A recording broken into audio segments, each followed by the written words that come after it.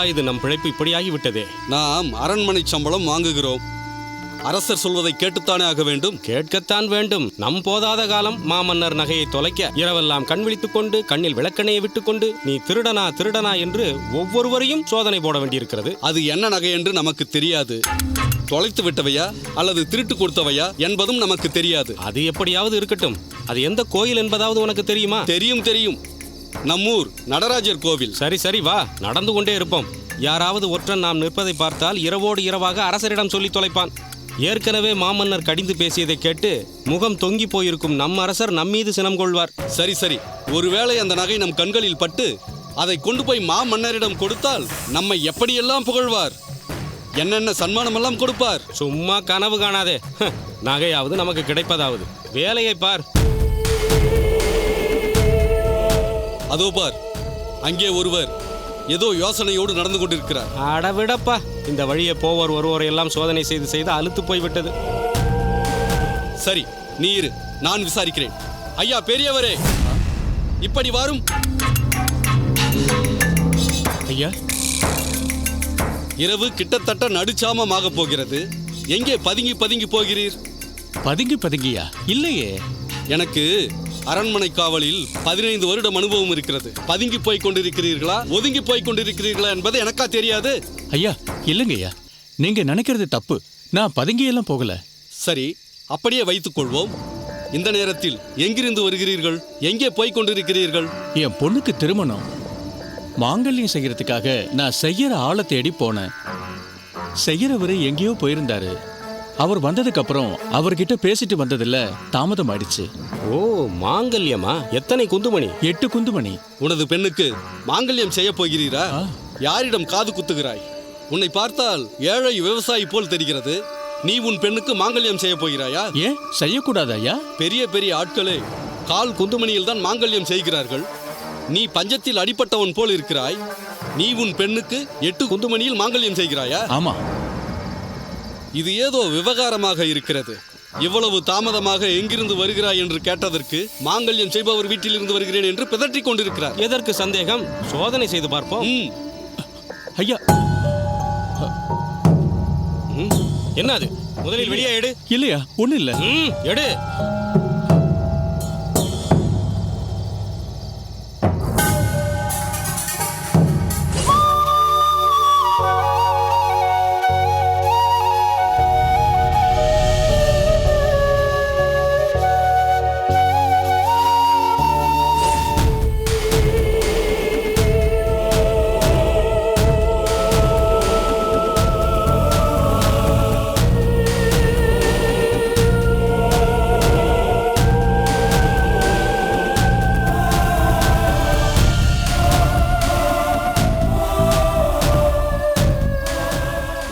அதுதானே பார்த்தேன். மாட்டிக்கொண்டாயா? இது மன்னரின் நகைதானே? இல்லைங்கய்யா, இது என்னோட நகை. முழு பூசணிக்காயை சோற்றில் மறைக்க பார்க்கிறாயா? இவனுடன் என்ன பேச்சு? நேராக அரண்மனைக்கு இழுத்துச் செல்வோம். இவனுடைய நகையா அல்லது அரசர் நகையா என்று அரசரே தீர்மானிப்பார். வேண்டாயா? ஐயாவாவது கொய்யாவாவது. ஐயா, நட நட. என்னோட நகை. ஐயா, விடுங்கய்யா.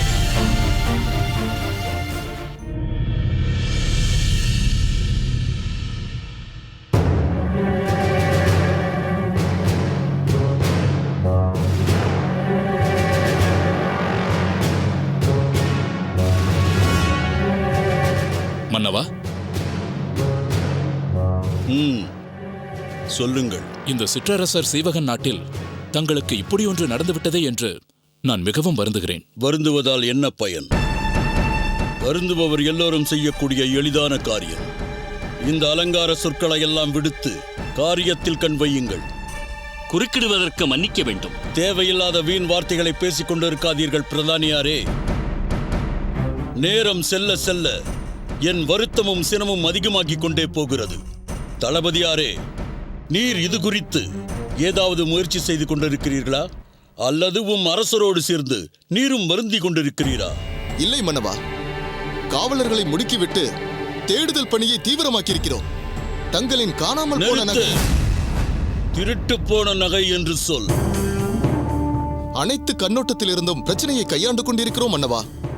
ஒருவேளை கோவிலில் தரிசனம் செய்த வேளையில் எங்காவது அணிகலன் தவறிக்கூட விழுந்திருக்கலாம் அல்லவா? இல்லை, அதற்கு வாய்ப்பே இல்லை. ஒருபோதும் நான் அவ்வளவு அலட்சியமாக இருக்க மாட்டேன். நிச்சயம் இது திருட்டுதான். சரி மன்னவா, திருட்டு என்றே வைத்துக் கொள்ளலாம். திருடு போன நகையையும் திருடனையும் வெகு சீக்கிரம் கண்டுபிடித்து விடுவோம் மன்னவா. நேற்றிலிருந்து இதையே தான் சொல்லிக் கொண்டிருக்கிறீர்கள். நாட்டின் மாமன்னரின் திருட்டு போன நகையை 2 நாழிகைக்குள் மீட்டுக் கொண்டு வந்திருக்க வேண்டாமா? என் நிலைமையே இப்படி என்றால் ஒரு சாதாரண பிரஜையின் நிலைமை என்ன ஆகும்? மன்னிக்க வேண்டும் மன்னவா, பிரஜைகள் மகிழ்ச்சியாகத்தான் இருக்கிறார்கள். மக்களின் பாதுகாப்பை மட்டுமே ஆட்சியின் முக்கிய பணியாக நினைத்து நான் திறம்பட செய்து வருகிறேன்.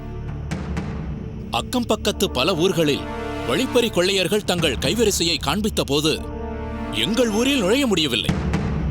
பல சிற்றரசர்கள் அக்கொள்ளையர்களை சிறைப்பிடிக்க முயற்சி செய்தும் கடைசியில் எங்கள் வீரர்கள்தான் அவர்களை பிடித்து அக்கூட்டத்தையே அழித்தனர்.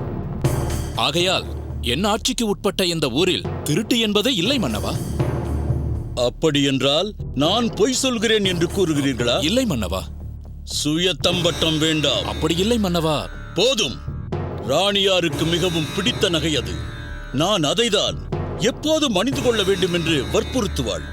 எனக்கு கீழ் இருக்கும் ஒரு சிற்றரசன் ஊரில் சுற்றுலாவிற்கு வந்த சமயத்தில் கோயிலில் நகை திருட்டு போய்விட்டதே என்று சொன்னால் பிறகு ஏன் பேரரசர் என்று மார்தட்டிக் கொள்கிறீர்கள் என்று என்னை எள்ளி நகையாடுவார்கள். மாமன்னருக்கு வணக்கம். அந்த நிலை தங்களுக்கு வராது மன்னவா. ஜோதிடம் சொல்கிறீரோ? இல்லை மன்னவா, தங்கள் நகை கிடைத்துவிட்டது என்று சொல்கிறேன்.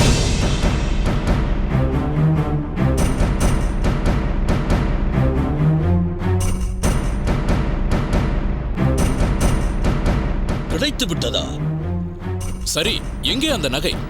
யாரங்கே? அந்த களவாணியை இழுத்து வாருங்கள்.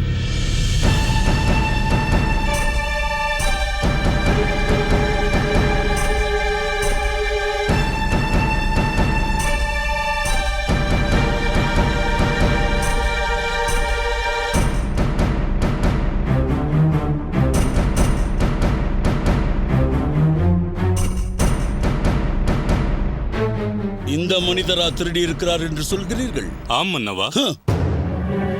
இவரா என்னிடம் நகையை திருடியது? எனக்கு நம்பிக்கை இல்லை. பார்த்தால் மிகவும் அப்பாவியாக தெரிகிறார். இப்போதெல்லாம் திருடர்கள் அப்பாவி போல் வேஷமிட்டு வருகிறார்கள் மன்னவா. இங்கே திருட்டே இல்லை என்று தம்பட்டம் அடிக்கிறீர்கள்.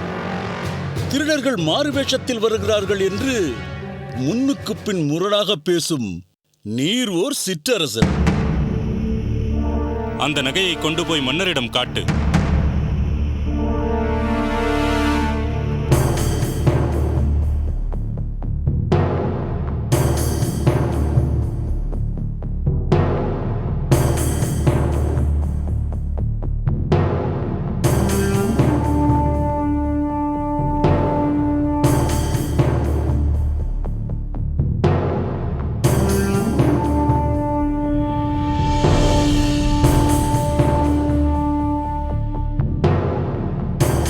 இது என் நகை இல்லை.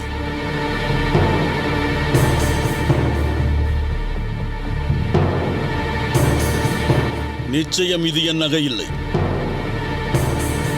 மன்னவா, சரியாக பார்த்து சொல்லுங்கள். இது தங்கள் நகையாகத்தான் இருக்கும். இல்லை, இது என் நகை இல்லை.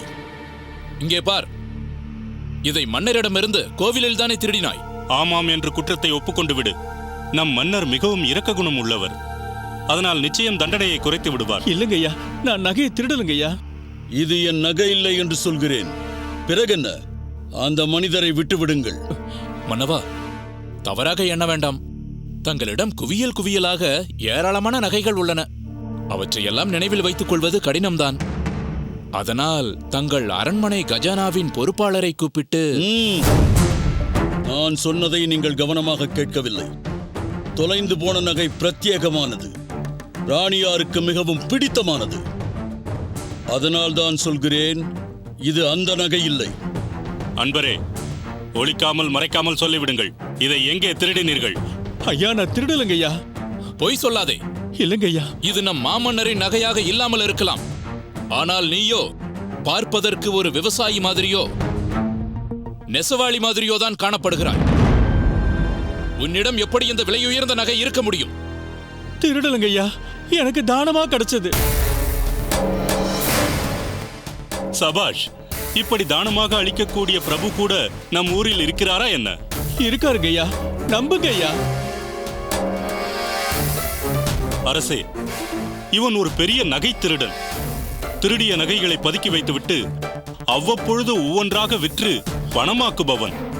நிச்சயம் இவனிடம்தான் மாமன்னரின் நகையும் இருக்க வேண்டும். சரியாகச் சொன்னீர்கள் மந்திரியாரே.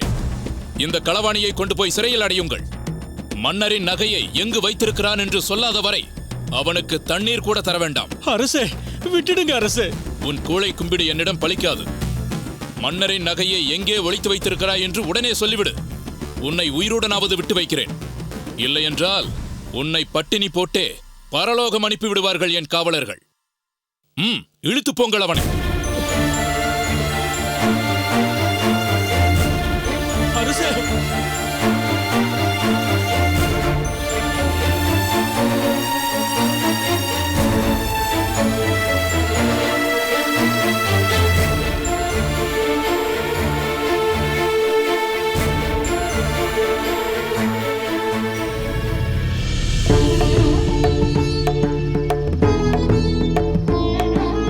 என்ன திருமலையாண்டானே, அடியேன்.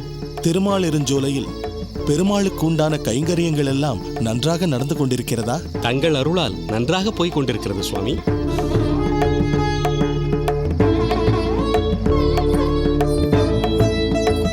சுவாமி, எங்கள் இருவரையும் ஆசீர்வாதம் செய்யுங்கள். நில்லுங்கள். எங்கு என்ன காரியம் செய்கிறீர்கள்? சுவாமி, சந்நியாசிகளை கண்டவுடன் உடனே நமஸ்கரிக்க வேண்டும் என்று தானே சொல்லி இருக்கிறார்கள். அதைத்தானே செய்தேன். நமஸ்கரிப்பதில் தவறில்லை. ஆனால் கோயிலுக்குள் சந்நியாசியாக இருந்தாலும் நமஸ்கரிக்க கூடாது. தாங்கள் எனது ஆச்சாரியராயிற்றே. ஆச்சாரியனாக இருந்தாலும் இக்கோவிலுக்குள் இருக்கின்ற பெருமாளுக்கே மரியாதைகள் உரித்தானவை. பெருமாளுக்கே நமஸ்காரம் செய்ய வேண்டும் என்றாலும் நம் மனதில் நினைத்த இடத்தில் நமஸ்கரிக்க கூடாது. பலிபீடத்திற்கு அருகிலேயோ அல்லது கொடிமரத்திற்கு அருகிலேயோ தான் நமஸ்கரிக்க வேண்டும். குறிப்பாக அவ்விடத்தில் நமஸ்கரிக்க வேண்டும் என்பதற்கு ஏதாவது தாற்பயம் உள்ளதா சுவாமி? இருக்கின்றது. பலிபீடத்திற்கு அருகே என்றால் நம் அகங்காரத்தை பலி கொடுக்கிறோம்.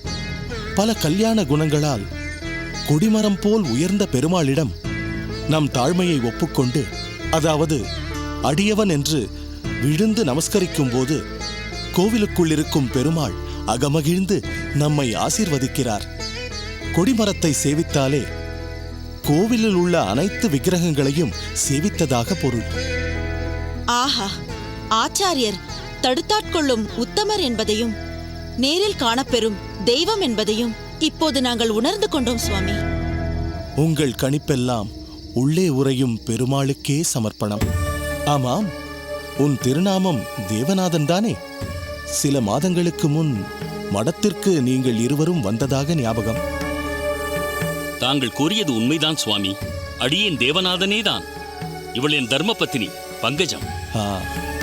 உங்கள் மகளுக்கு வரன் தேடிக் கொண்டிருக்கிறோம் என்றீர்களே, நல்ல வரனாக அமைந்து விட்டதா? இன்னும் சரியான வரனாக ஏதும் அமையவில்லை சுவாமி. அந்தஸ்து இருந்தால் திரவியம் அமையவில்லை சுவாமி. ஒரு சில வரன்கள் தற்போது வசதியாக திரவியத்தோடு இருக்கிறார்கள். ஆனால் பாரம்பரிய அந்தஸ்து இல்லை. அடியேன் ஒன்று சொன்னால் கேட்பீர்களா? முக்கியமாக உமது அகமுடையால் கேட்க வேண்டும். சுவாமி, எங்கள் ஆச்சாரியர் நீங்கள். தாங்கள் சொல்வதை நாங்கள் தட்டுவோமா? தாராளமாக சொல்லுங்கள். மிகவும் சந்தோஷம். அடியேன் சொல்வதை கவனமாக கேட்டுக்கொள்ளுங்கள். உங்கள் பெண்ணிற்கு வரன் தேடுவதில் அந்தஸ்திற்கும் திரவியத்திற்கும் முன்னுரிமை கொடுக்காமல் வரப்போகின்ற மாப்பிள்ளை குணவானாக இருக்கின்றானா என்று பாருங்கள். வித்தையான கல்வியில் சிறந்தவனாக இருக்கிறானா என்றும் பணிவானவனாக இருக்கின்றானா என்றும் பாருங்கள். முக்கியமாக யாரிடமும் விருப்பு வெறுப்பு இல்லாமல் எல்லோரையும் சமமாக பாவிப்பவனாக இருக்கிறானா என்பதை உறுதி செய்து கொள்ளுங்கள். அதை விட்டுவிட்டு அந்தஸ்திருக்கிறதா திரவியம் இருக்கிறதா என்றெல்லாம் பார்த்து கொண்டிருந்தீர்களானால் அது வியாபாரமாக போய்விடும். மனங்கள் இணைகின்ற திருமணமாக அது இருக்காது. ஏன், நல்ல மணிமணியான பிள்ளைகள் கல்விச் செருக்கில்லாமல் உள்ளதை வைத்து திருப்தியாகவும் மீதமுள்ள நேரத்தில் நம் மடத்தில் கைங்கரியம் பண்ணிக் கொண்டும் இருக்கிறார்களே, அவர்களில் யாரையாவது வரன் பார்க்கலாமே. நன்கு யோசித்து நல்ல குணவானாக தேடுங்கள். உங்கள் பெண்ணும் நன்றாக இருப்பாள். நன்றி சுவாமி. சுவாமி, பகவத் கிருபா கடாட்சம் உங்களுக்கு பரிபூர்ணமாக சித்திக்கட்டும். நாங்கள் வருகிறோம் சுவாமி.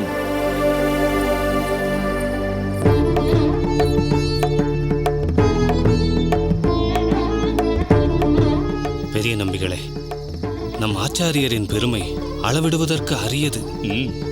நம் மடத்தில் நமக்கு தத்துவ விசாரங்களில் பல நுணுக்கங்களை போதிக்கிறார் என்றால், இதோ இப்போது வந்து சென்ற தம்பதியிடம் வாழ்க்கை நெறியையும் இதமாக போதித்தார் பார்த்தீர்களா? நம் ஆச்சாரியாருக்கு நிகர் அவரேதான். கிரகஸ்தாசிரமத்தில் இருப்பவர்களிடமும் என்ன ஒரு அக்கறை பார்த்தீர்களா?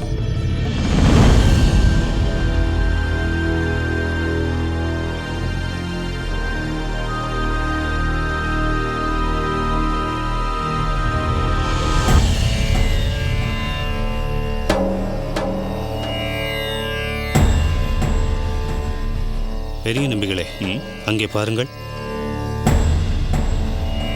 அங்கே நின்று கொண்டிருப்பவர் நம் மடத்திற்கு வந்து நம் ஆச்சாரியருக்கு சிஷ்யராக வேண்டும் என்று நச்சரித்தாரே, அவர்தானே? ஆம் திருக்கோஷ்டியூராரே. மறுபடியும் வந்து விட்டாரே. அவரை எச்சரிக்க வேண்டும். அவரை சும்மா விடக்கூடாது. வாருங்கள்.